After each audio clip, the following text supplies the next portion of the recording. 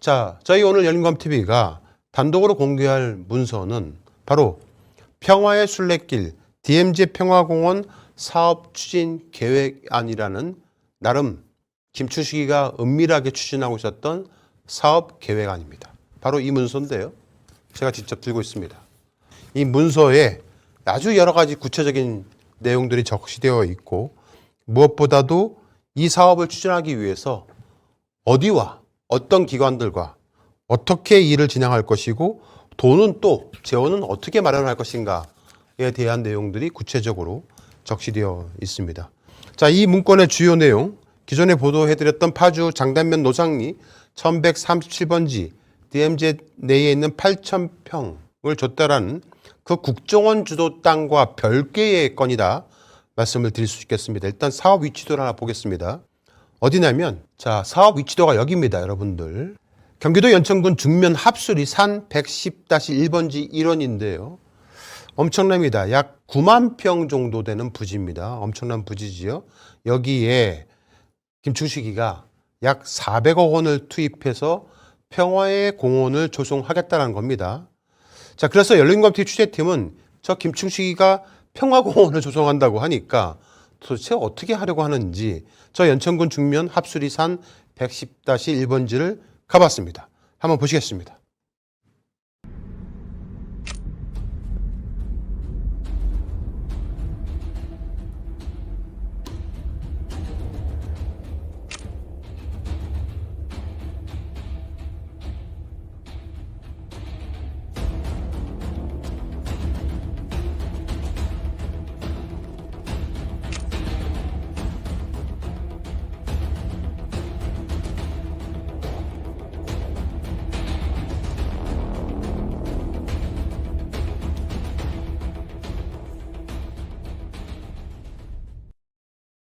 시청자 여러분, 아무것도 아닌 여자 김건희, 아무것도 아닌 나이 많은 남자 김충식이가 저 군부대 땅이 득실득실한 DMZ를 들어가서 국가 땅을 저렇게 마음대로 자기들이 불어받아서 어떠한 사업을 추진하고자 했다라면 과연 그들이 아무것도 아닌 사람들일지 한번 잘 살펴보시기 바랍니다.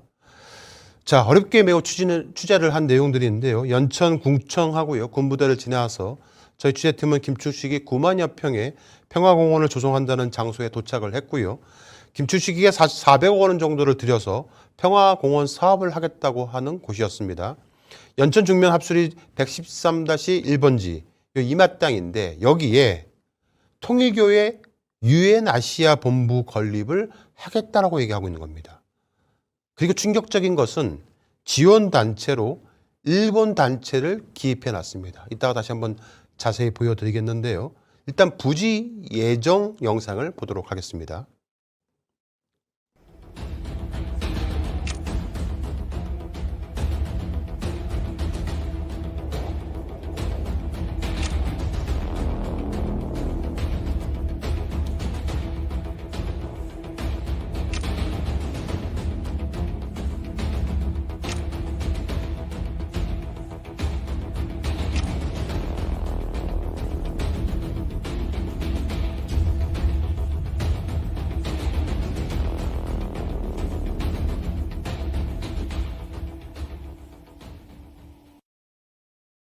실제로 보신 바와 같이 어마어마하게 넓은 약 9만여 평 정도에 이르는 땅입니다. 저 땅에다가 뭔가를 하겠다는 겁니다. 김충식이가 아무것도 아닌 나이 많은 사람이 아무것도 아닌 여자와 함께요. 자, 열린검TV 취재팀은 실제로 이곳에 평화공원이 들어오는지 인적이 드문 곳이긴 했지만 어렵게 현지 주민을 만나서 인터뷰를 할 수가 있었는데요. 그 내용도 한번 들어보도록 하겠습니다. 그럼 선생님 DMZ 평화공원 들어온다는 소문은 들어보셨죠? 그래서 뭐가 들어오긴 들어온다고는 하는데, 아, 들어온다는 얘기는 있었어요? 예, 근데 예. 뭐가 들어오는지 가르쳐주지 않아요. 아, 가르쳐주질 않아요? 예, 아, 일단 선생님께서 들어보셨다는 얘기죠, 뭐가 들어온다는 건. 예. 음, 아니, 제가 네네. 거기에 대해서 지금 추진을 지금 하고 있는데, 예, 예. 나한테도 안 가르쳐줘요, 그 사람이. 아, 선생님한테도 안 알려줘요? 예. 네, 앞서 언급드린 바와 같이 김충식은 이 계획서를 통해서 연천 합수리 산 110-1번지, 113-1번지 바로 옆에 붙어 있습니다.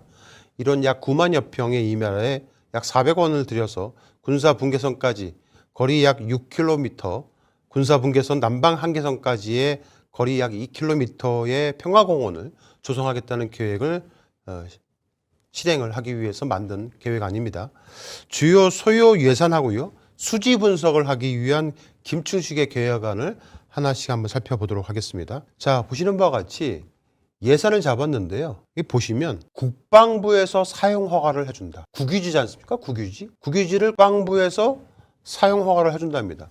아무것도 아닌 사람들이 어떻게 이렇게 장기 임대를 국방부에서 사용 허가를 받을 수 있다는 것이 참 납득이 안 갑니다. 그리고 보시면 유엔 아시아 기구 유치단 관련된 얘기도 있고요. 뭐 면세, 백화점, 평화공원, 전망대, 먹거리 장터, 관광, 호텔 뭐 여러 가지가 들어가 있습니다. 소요 자금 합계를 한번 볼까요? 416억 5천만 원.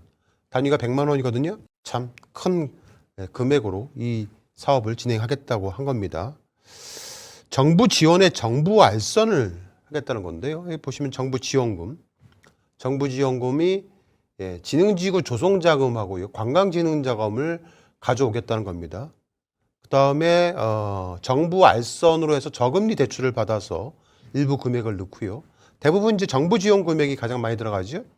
그다음에 이제 민간 찬조라고 해가지고 국내 국외가 들어가는데, 여러분들 여기 보시면 참 모르겠습니다. 일본 교포, 중국 교포 뭐 다 알겠는데 일본 동포도 좀 들어가 있고, 그렇게 해서 돈을 좀 재원을 모으겠다는 그런 계획이었던 것 같습니다.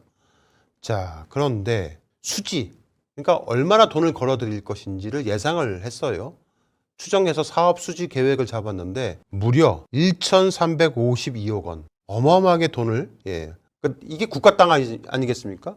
국가 땅을 가지고 자기가 사업을 해서 1,352억 원을 벌어들이겠다는 겁니다. 한마디로. 아무것도 아닌 사람들이. 여러분들 이거 이해가 가십니까? 아무것도 아닌 사람들이 자기들이 국가 땅을 가지고 사업을 해서 무려 1천억 원이 넘는 어떤 사업 수지를 거둬들이겠다는 내용인데요. 정말 충격적인 얘기가 아닐 수 없습니다. 그런데 이 계획 안에 주요 내용에 유엔 아시안 본부 유치가 있었던 겁니다. 유엔 아시안 본부 유치 내용.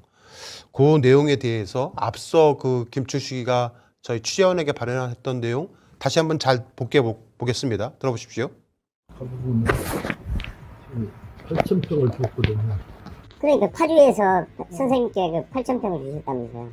파주에서 준 거예요. 정부에서 준 거예요. 아, 정부에서요? 제가 이걸 제대로 이번에 꾸밀려고 반기부에도 해놨고, 이제 7분은 더 해야 돼. 여기에 배를 윤 대통령까지. 그래도 정부에서 그렇게 도와주시니까 참. 어떤 분께서 국정원이 모를 리가 있을까요? 라고 물어보셨는데요. 국정원이 해준 겁니다. 네. 안기부라고 저 사람은 말하고 있지만은 국정원에서 저 땅을 사용할 수 있도록 허가를 내준 거지요. 자, 윤석열 대통령 표지서하고 유엔 아시안 본부를 유치하겠다고 말을 하기도 했는데요. 이 계획 안에 보시는 바와 같이, 자, 여기 보시면 이 계획 안에 유엔 산하 아시안 본부를 설립하겠다라고 아예 사업 계획에 박아놨습니다. 자, 저 유엔 아시안 본부, 저게 도대체 어떤 일이길래 김충식이라는 아무것도 아닌 사람이 저 유엔 아시안 본부를 유치하겠다는 것인지, 거기다가 면세 백화점, 전시관, 컨벤션 센터, 관광 호텔, 수영장, 축구장, 농구장, 실내 체육관 건립 계획까지 만들어 넣었는지 참 의문입니다. 유엔 아세안 본부 유치를 김충식이란 사람이 아무것도 아닌 그 여자와 함께 단둘이 했을까? 의문입니다. 계획안을 본거했는데요. 바로 이 지점, 이 유엔 아시안 본부를 DMZ 안에 설립할 계획을 통일교가 수립해서 땅을 사들였다라는 첩보를 받은 바 있습니다. 자, 그런데 이 김충식의 계획 안에 충격적인 이름이 들어가 있습니다. 한번 보실까요? 자, 자문 및 지원단체, 정부기관에요. 국정원이 들어가 있습니다. 국정원. 국정원이 왜 이 아무것도 아닌 여성과 아무것도 아닌 나이 많은 남자 둘이서 운영하는 만들고자 하는 이 평화공원 사업에 국정원이 개입해서 이를 도와주려고 할까요? 그 다음에 일본 단체는 뭡니까? 일본 단체. 북한민중구조 긴급행동 네트워크라는 그 단체도 일본 단체인 걸로 확인이 됐는데 거기에 등 일본 단체라고 되어 있는데 저 일본 단체가 과연 어딘지를 현재 열린검TV가 심층 취재 중에 있다는 말씀을 드립니다. 자, 국정원과 통일부가 자문단체로 들어가 있다는 것은 이 지역이 군사 분계선과 가깝고요. 그린벨트 지역이기 때문에 관계기관의 협조가 필수적이기 때문에 저렇게 넣지 않았을까 생각이 듭니다. 특이한 점은 평화공원 내에 UN 아세안 본부 유치와 지원 단체로는 일본 단체가 들어가 있다는 사실인 거지요. 김충식에게 불화한 국가 땅을 회수하고 국정원 관계인들을 모두 엄벌해야 한다고 생각되면 좋아요와 많은 공유 바랍니다.